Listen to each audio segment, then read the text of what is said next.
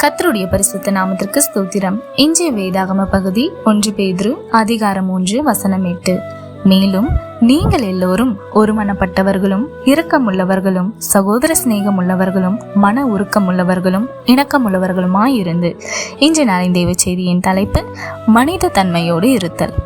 சட்டத்தை மீறுகிறவர்களும் மதிக்காதவர்களுமான சமுதாயத்தில் சட்டம் ஒழுங்கை நிலைநாட்டும் காவல்துறை அதிகாரியிடம் உங்கள் பொறுப்பை எப்படி சமாளிக்கிறீர்கள் என்று கேட்டபொழுது தன் அந்தஸ்துக்குரிய அதிகார தோரணையோடு பேசாமல் நாம் எல்லோரும் நெருக்கத்தில் இருக்கிற மனிதர்கள் மத்தியில் பணிபுரியும் மனிதர்கள் என்று பதில் உரைத்தார். மற்றவர்களோடு தன்னை சமமாக்கி தன்னை தாழ்த்தினது எனக்கு ரோம பேரரசால் கொடுமைப்படுத்தப்பட்ட 1ஆம் நூற்றாண்டு கிறிஸ்தவர்களுக்கு பேதுரு எழுதியதை நினைவுபடுத்தினது. நீங்கள் எல்லோரும் ஒருமனப்பட்டவர்களும் இரக்கமுள்ளவர்களும் சகோதர சிநேகம் உள்ளவர்களாயும் மன துருக்கம் உள்ளவர்களாகவும் இணக்கமுள்ளவர்களாகவும் இருங்கள் என்று எழுதினார். நெருக்கத்தில் இருப்பவர்களுக்கு நாம் செய்யக்கூடிய சிறந்த காரியம் மனித தன்மையோடு இருப்பதே ஆகும் என்று பேதுரு ஒருவேளை சொல்லி இருக்கக்கூடும். அதாவது நமக்குள் எந்த வித்தியாசமும் இல்லை என்பதே.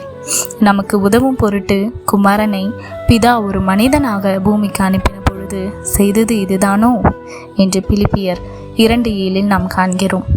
விழுந்து போன மனிதனின் பாவ இருதயத்தின் ஆழத்தை மட்டுமே நோக்கும் பொழுது மனிதனின் தகுதியை அலட்சியமாய் நினைக்க தோன்றலாம். ஆனால் மனுஷரீகமாக இவ்வுலகத்திற்கு நாம் ஆற்றிய பங்கை நினைத்தால் என்ன தோன்றும்? நாம் எல்லோரும் ஒரே தன்மை உடையவர்கள் என்பதை நினைத்து பிறருக்கு பணிவிடை செய்வதே பூரணமான மனித தன்மை என்று இயேசு போதித்தார். தேவன் நம்மை மனிதனாக நம்முடைய சாயலில் உருவாக்கி நிபந்தனையற்ற தம் அன்பினால் நம்மை மீட்டு கொண்டார். பல போராட்டங்களில் சிக்கியுள்ள மனிதர்களை இன்று நாம் சந்திப்பது நிச்சயம்.